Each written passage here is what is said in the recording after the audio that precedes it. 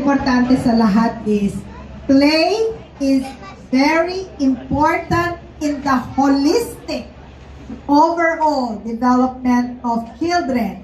And we as parents, we need to encourage our children to explore. And di po tayo yung magdidikta. Let them take the lead. Okay?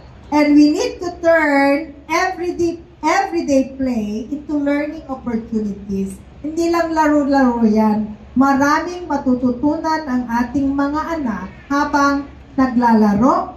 It maximizes cognition, language, physical, and more importantly, the bonding moments that you develop while you are trying to interact and play with your kids. And you celebrate, as I always say, yung effort na binigay ng anak mo, na achievement yun, goal niya o hindi. Not the success, but what is more important is the effort.